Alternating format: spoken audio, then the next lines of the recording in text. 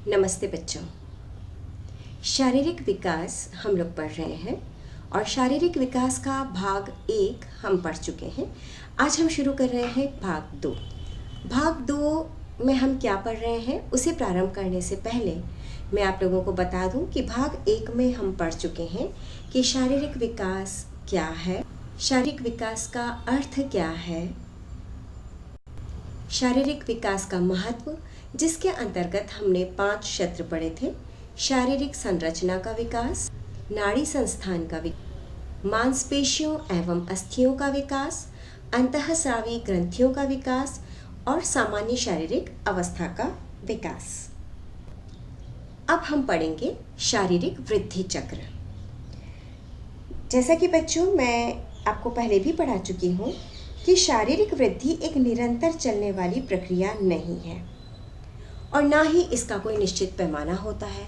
ऐसा नहीं है कि वृद्धि मृत्यु पर्यंत चलती है, बिल्कुल नहीं। ये निरंतर चलने वाली प्रक्रिया नहीं है और ना ही बच्चों हम इसे कह सकते हैं कि यही इसका निश्चित पैमाना है जिसके अनुसार कि इसे होना चाहिए। किस बालक का कब, किस उम्र में, किस तरह से उसका शारीरिक विकास होगा, उसकी गति कब तीव्र होगी, कब मंद होगी। लेकिन बच्चों ये तय है कि किसी भी बालक में प्रतिवर्ष एक जैसा और एक निश्चित गति से विकास नहीं होता है। ये विकास कभी किसी में तीव्र, किसी में मंद, हाँ एक अवस्था में वो एक निश्चित गति से चल सकता है, परंतु वैयक्तिक भिन्नताएं इसमें पाई जाती है।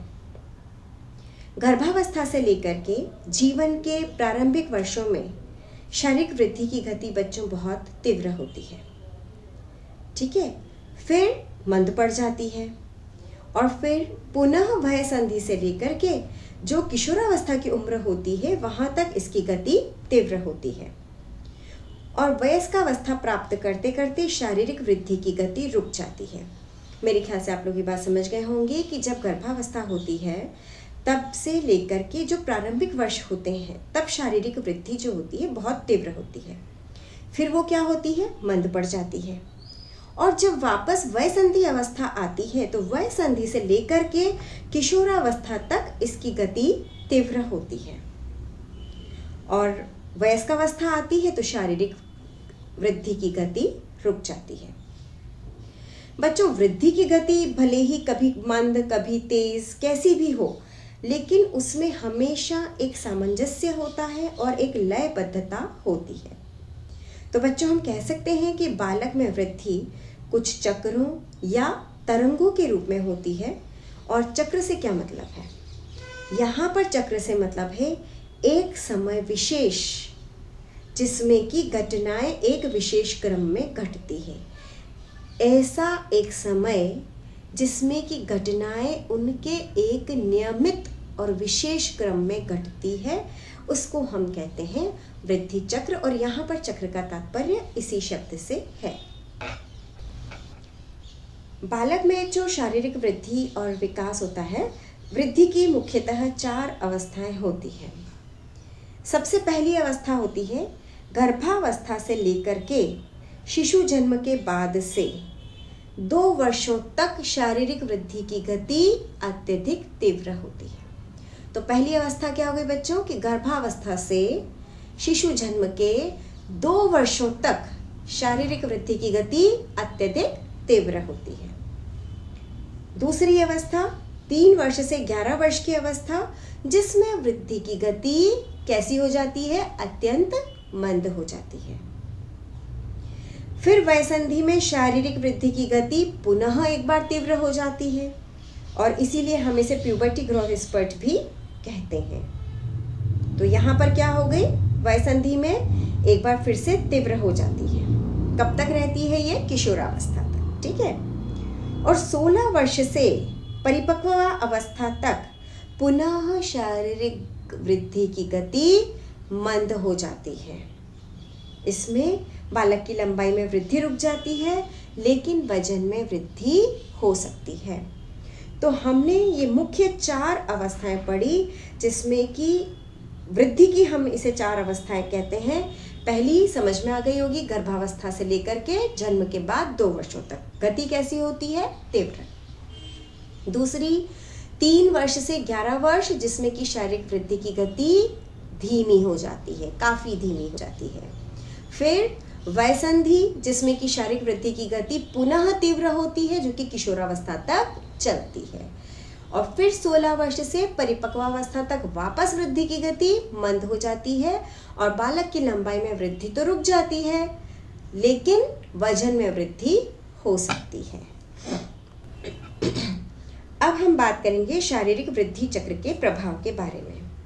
जैसा कि बच्चों हमने देखा कि शारीरिक वृद्धि चक्र की गति एक जैसी नहीं रहती है, अब कभी ये तीव्र हो जाती है तो कभी मंद हो जाती है। तो शारीरिक वृद्धि चक्र बालक और उसकी क्रियाओं को कई रूप से प्रभावित करती है। आप बात समझ रहे, यानी कि जो वृद्धि चक्र है ना, कभी तीव्र होना कभी मंद होना, ये बालक को और उसकी क्रियाओं को कई रूप में प्रभावित करती है। तो हम बात करेंगे उसके प्रभाव के बारे में। सबसे पहला है शक्ति स्तर।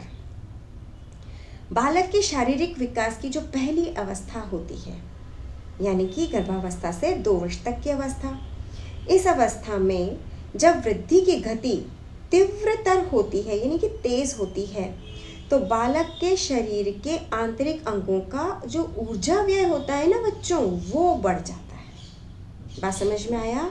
इस अवस्था में क्या होता है कि बालक के शरीर के जो आंतरिक अंग हैं, अंदर वाले जो अंग हैं, क्योंकि उनकी वृद्धि तेजी से हो रही है तो उसका ऊर्जा व्यय बढ़ जाता है, जिससे कि बालक की शक्ति का अधिक अपव्यय होता है। अब इससे क्या होता है? परिणाम स्वरूप बालक के बाएं अंगों की क्रियाशीलता कम हो जाती है और बालक थकान का अनुभव करता है। ऐसी स्थिति में अधिक नींद लेता है और उसे किसकी आवश्यकता होती है बच्चों? पौष्टिक भोजन की और आराम की। अतः उसे भरपूर आराम, नींद, पौष्टिक भोजन उपलब्ध कराना चाहिए। यदि बच्चा भरपूर नींद लेता है, आराम करता है, पौष्टिक भोजन लेता है, तो बालक स्वस्थता से आगे की ओर बढ़ता है, नहीं तो बालक चिड़चिड़ा हो जाता है। शारीरिक वृद्धि की जो दूसरी अवस्था होती है, यानी कि कब से कब? 2 वर्ष से 11 वर्ष तक, उसमें हमने क्या बताया था आपको कि वृद्धि की गति कैसी हो जाती है? मंद हो जाती है। तो बच्चे किस स्वभाव के हो जाते हैं? मूडी स्वभाव के हो जाते हैं। उन्हें अपने खाने पीने की चिंता नहीं रहती है, कम खाते हैं और अधिक खेलते हैं। और वृद्धि की गति क्योंकि मंद होती है तो उससे उनकी कार्यक्षमता अधिक प्रभावित नहीं होती है। लेकिन बच्चों, इस अवस्था में बच्चे बहुत अधिक खुश और प्रसन्न दिखाई देते हैं। और जो विकास की तीसरी अवस्था है, जो कि तरुणावस्था के कुछ वर्ष पूर्व ही शुरू होती है, इसमें उसके शरीर का आकार वापस बढ़ता है, शरीर की आकृति थोड़ी बहुत किसके समान? वयस्क के समान दिखने लगती है। और ऐसी स्थिति में जो बच्चा होता है वो घर, स्कूल और बाहर के कार्यों को पूरा करने की अपेक्षा उससे बहुत अधिक बढ़ जाती है। लेकिन बच्चों, क्योंकि इस अवस्था में वृद्धि की गति कैसी होती है? तीव्र होती है, इसलिए अधिकांश ऊर्जा उसकी किस में व्यय हो जाती है? शारीरिक वृद्धि में व्यय हो जाती है। इस कारण क्या होता है? बालक जल्दी थक जाता है, आराम करना चाहता है। लेकिन बच्चों, पेरेंट्स के लिए इस चीज़ को समझना थोड़ा सा मुश्किल हो जाता है। वो सोचते हैं बच्चे को काम करना चाहिए, आराम कम करना चाहिए, लेकिन क्योंकि ये उस समय उसकी ग्रोइंग स्टेज होती है तो वो उस समय उतना नहीं कर पाता है, वो जल्दी थकता है। अच्छा, और स्कूल से भी क्या होता है? बहुत सारा होमवर्क मिलता है, तो बच्चे को क्या होता है कि उसकी प्रॉपर जो नींद होती है और जो आराम होता है ना, वो नहीं मिल पाता है। तो आप देखें, जो इस उम्र के बच्चे होते हैं थोड़े चिड़चिड़े, मूडी, गुस्सेल हो जाते हैं और उनके अंदर क्या होता है बच्चों की? एक नकारात्मक सोच डेवलप हो जाती है। तो ये जो नकारात्मक सोच होती है तो उससे वो क्या करते हैं कि वो अकेला रहना ही पसंद करते हैं। अब E.B. हर्लॉक ने जो कहा है इस बारे में कि rapid growth is energy consuming with the result that children are easily fatigued. जैसा कि हमने पढ़ लिया है कि वो जल्दी थक जाते हैं। This marks them Moody and irritable. A slow growth cycle leaves more energy for play and other activities. Children are then more cheerful and easier to live with. ये बात E.B. हर्लॉक ने शक्ति स्तर के बारे में कही थी। अब हम बात करते हैं पोषणीय आवश्यकता के बारे में। उत्तम उत्तम शारीरिक वृद्धि के लिए, स्वस्थ शरीर के लिए क्या आवश्यक है बच्चों? पौष्टिक और संतुलित भोजन। और अगर बच्चों को ये नहीं मिलता है तो उस अवस्था में बालक की शारीरिक वृद्धि रुक जाती है। जब शारीरिक वृद्धि की गति तीव्र होती है तब ऊर्जा की मांग बढ़ती है, पौष्टिक तत्वों की भी मांग बढ़ती है, संतुलित भोजन की मांग बढ़ जाती है और प्रोटीन की कमी होने से शारीरिक वृद्धि और विकास रुक जाते हैं। तो बच्चे क्वाशियरकर, मैरास्मस, जो कि अपने सेकेंड ईयर में पढ़ा होगा कि प्रोटीन कैलोरी कुपोषण के कारण जो रोग हो जाते हैं, क्वाशियरकर और मैरास्मस उसके शिकार हो जाते हैं। तो लंबाई और भार में सामान्य उम्र के बालकों की तुलना में थोड़े से कम रह जाते हैं, जिन्हें हम बोने भी कहते हैं। तो इसीलिए जो आहार बच्चों को दिया जाना चाहिए उसमें कैल्शियम और फास्फोरस पूर्ण होना चाहिए, ताकि अस्थियों का, दांतों का पूर्ण विकास हो सके, दांत सही समय पर निकल सके, दांतों की बनावट, रचना सही आ सके। अस्थियां बालक की कमज़ोर नहीं होनी चाहिए, क्योंकि अगर कमज़ोर होगी तो बच्चों की जो टांगें होती है वो धनुषाकार, बो शेप्ड हो जाती है। धनुष का आकार होता है ना, वैसी हो जाती है। और अगर आहार में कैलोरी की कमी है तो उसको खेलना कूदना, पढ़ना लिखना और जो विभिन्न क्रियाविधियां बच्चे दिन भर करते रहते हैं उसके लिए उनको पर्याप्त ऊर्जा नहीं मिल पाती है। और जब पर्याप्त ऊर्जा नहीं मिल पाती तो वो थके थके अनुभव करते हैं। तो जब थकान में कैसा फील करता है इंसान? दुखी हो जाता है, उदास हो जाता है, क्रोधी, चिड़चिड़ा हो जाता है और उसको नकारात्मक सोच डेवलप होती है। और जैसा कि मैंने आपसे पहले भी बताया था कि विटामिन ए की कमी से रतौंधी, बी की कमी से बेरी, सी की कमी से स्कर्वी और डी की कमी से रिकेट्स रोग होने की संभावनाएं भी बढ़ जाती है। बच्चों, अध्ययनों में ये सिद्ध हुआ है कि पोषणीय आवश्यकताओं का प्रभाव केवल बालक के शारीरिक वृद्धि विकास पर पड़ता है, ऐसा नहीं है। इसका प्रभाव सामाजिक, मानसिक, बौद्धिक, संवेगात्मक सारे ही विकास पर पड़ता है। अगर प्रॉपर फूड न्यूट्रिशन नहीं मिलता है तो उसमें असामान्य लक्षण भी उत्पन्न हो सकते हैं। वो अपने कर्तव्य के प्रति लापरवाह, आलसी हो सकता है, खेल में वो सहभागिता ही नहीं देता है, साथियों के साथ समायोजन नहीं करता है, पढ़ने लिखने में रुचि कम हो जाती है। और यही अगर उसको भरपूर पौष्टिक आहार दिया जाए तो वो अपने आप को बहुत हेल्दी और फिट महसूस करता है। थर्ड पॉइंट है बच्चों, प्रभाव का होम्योस्टेसिस बनाए रखना। अब ये होम्योस्टेसिस क्या है? होम्योस्टेसिस का मतलब होता है कि वह क्षतिपूर्ति संबंधी शारीरिक समायोजन जो बाह्य वातावरण में होने वाले परिवर्तनों की पूर्ति के लिए होते हैं। बात समझ रहे हैं? मैं फिर से रिपीट करती हूँ, वह क्षतिपूर्ति संबंधी शारीरिक समायोजन जो बाह्य वातावरण में होने वाले परिवर्तनों की पूर्ति के लिए होते हैं। जब शारीरिक वृद्धि की गति मंद हो जाती है तो शरीर स्वतः ही होम्योस्टेसिस बनाए रखता है, लेकिन जब शारीरिक वृद्धि की गति तीव्रतम स्थिति में होती है तो शारीरिक होम्योस्टेसिस असंतुलित हो जाता है। तब वो समायोजन में क्या करता है? दिक्कत पैदा करता है। इसलिए बच्चा थका हुआ, चिड़चिड़ा, क्रोधी ऐसा फील करता है और उसे बार बार भूख लगती है, भूख का अनुभव भी बार बार करता है।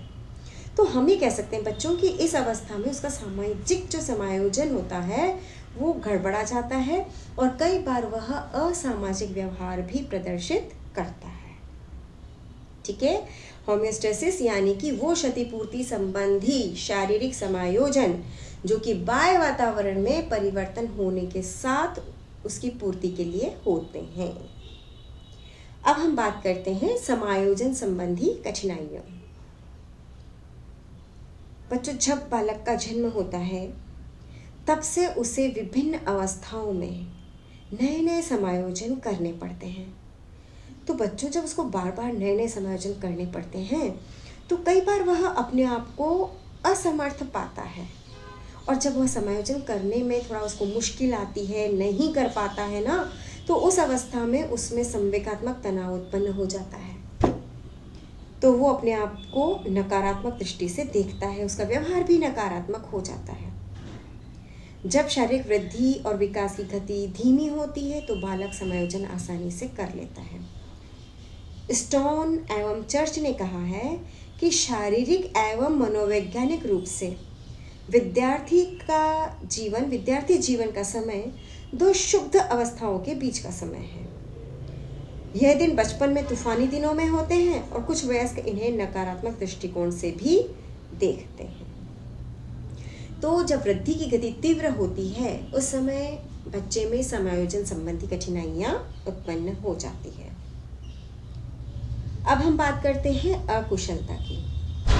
जब बालकों की शारीरिक वृद्धि की गति तीव्र होती है ना, तो उस समय उसमें अकुशलता और फूहड़पन पाया जाता है, क्योंकि वृद्धि की गति कैसी है? तीव्र है। नाड़ी तंत्रिकाओं के अपरिपक्व होने के कारण ही ये अकुशलता व्याप्त होती है। लेकिन बच्चों, जैसे जैसे नाड़ी तंत्रिकाओं में परिपक्वता यानी कि मैच्योरिटी आती है, मांसपेशियां विकसित होती है, वैसे वैसे बालक कौशल को सीखने लगते हैं और नए वातावरण और परिस्थितियों के साथ भी समायोजन करना सीख लेते हैं। जब शारीरिक वृद्धि की गति मंद होती है, जैसे कि उत्तर बाल्यावस्था में, तो बालकों में फूहड़पन और अकुशलता कम पाई जाती है। इस अवस्था में बालक शारीरिक गतिविधियों पर क्या कर लेता है? नियंत्रण प्राप्त कर लेता है और वयस्कों के अनुरूप व्यवहार करना भी सीख जाता है। लेकिन बच्चों, कभी कभी शरीर के जो आंतरिक अंगों की क्रियाएं होती हैं, उनमें अचानक समन्वय अगर नहीं हो तो कुछ समय के लिए भी बच्चों में अकुशलता की स्थिति उत्पन्न हो सकती है। लेकिन जैसे ही नाड़ी संस्थान की परिपक्वता आती है, उसमें उचित समायोजन होता है, तो धीरे धीरे ये कुशलता वो फिर से प्राप्त कर लेते हैं। बच्चों, यहाँ पर मैं थोड़ा सा आपसे वृद्धि चक्र में परिवर्तन के बारे में भी बात करना चाहूँगी। वैसे तो बच्चों, जो शारीरिक वृद्धि का चक्र होता है वो क्रमिक होता है, यानी कि क्रम से चलने वाला होता है, लयात्मक होता है, लय में चलता है।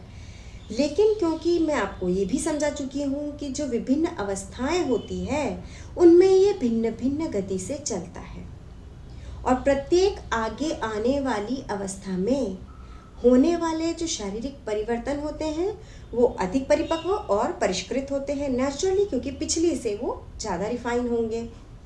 तो प्रत्येक बालक के शारीरिक चक्र में भी अंतर होता है और यहाँ तक कि बच्चों, कई बार एक ही बालक के वृद्धि चक्र जो होते हैं ना, उनमें भी सभी अवस्थाओं में समानता नहीं रहती है। बच्चों, शारीरिक वृद्धि चक्र को भी प्रभावित करने वाले बहुत सारे कारक हैं, जैसे कि वंशानुक्रम, वातावरण, परिवार कैसा है, उसकी पृष्ठभूमि कैसी है, बालक का आहार, उसका पोषण, स्वास्थ्य की सुविधाएं, तो ये सब चीज़ें भी उसको प्रभावित करती हैं। जैसे कि अगर हम वंशानुक्रम की बात करें, हम पहले भी इस बारे में बहुत कुछ समझ चुके हैं, पढ़ चुके हैं कि बालक की शारीरिक गति का क्रम कैसा रहेगा। विशेष रूप से बात करें तो लंबाई, हड्डियों, मांसपेशियों का विकास और लैंगिक परिपक्वता, ये अधिकतर डिपेंड करता है वंशानुक्रम पर, आहार पर और सामान्य स्वस्थता पर। अगर हम शरीर के आकार और रचना की बात करते हैं तो वृद्धि चक्र को प्रभावित करते हैं। जिनकी शरीर रचना बच्चों हैवी होती है ना, भारी है ना, तो वो तीव्र गति से वृद्धि करते हैं और शीघ्रता से वो वयसंधि अवस्था को प्राप्त भी कर लेते हैं। इसी प्रकार जैसे हमने बात की पौष्टिक भोजन से, संतुलित भोजन से भी ये प्रभावित होता है। जिन बालकों में गुणात्मक और मात्रात्मक रूप से पोषण पर्याप्त रूप से उन्हें मिला है तो उनकी वृद्धि की गति भी तीव्र होती है और वो जल्दी ही किशोरावस्था को प्राप्त कर लेते हैं। संवेगात्मक तनाव का प्रभाव लंबाई पर तो नहीं के बराबर पड़ता है, लेकिन वजन पर इसका प्रभाव पड़ता है। अगर संवेगात्मक तनाव ज़्यादा रहता है तो वजन में कमी हो सकती है। और बच्चों, अध्ययनों से ये भी पता चला है कि जो मौसम का प्रभाव होता है वो भी शारीरिक वृद्धि पर पड़ता है। जैसे कि अगर हम बात करें तो जुलाई से दिसंबर तक का जो समय होता है वो कहते हैं कि वजन वृद्धि के लिए उपयुक्त होता है। अप्रैल से अगस्त तक का समय बालकों की ऊंचाई में पर्याप्त वृद्धि के लिए उपयुक्त होता है। इसी प्रकार अगस्त से नवंबर तक लंबाई में भार की अपेक्षा कम वृद्धि होती है। तो मौसम का प्रभाव भी शारीरिक वृद्धि पर पड़ता है। लिंग भी शारीरिक वृद्धि चक्र को प्रभावित करता है। कुछ निश्चित आयु तक तो लड़कियों की शारीरिक वृद्धि बहुत तेजी से होती है। 9 से 14 वर्ष तक की अवस्था में लड़कियां जो होती हैं ना, लड़कों की अपेक्षा बड़ी और लंबी और भारी हो जाती हैं और जल्दी ही यौवनावस्था को प्राप्त कर लेती है। लेकिन इसके बाद लड़कों की तेज बढ़ती है और 18 वर्ष की अवस्था तक होते होते वे देर से यौवनावस्था को प्राप्त करते हैं। तो बच्चों, आज हमने शारीरिक वृद्धि चक्र के बारे में पढ़ा। शारीरिक वृद्धि चक्र के प्रभाव और शारीरिक वृद्धि चक्र में परिवर्तन, इसके बारे में आज हमने पढ़ा। अगला टॉपिक हम भाग 3 में लेंगे, जो कि शारीरिक विकास का ही भाग होगा। धन्यवाद।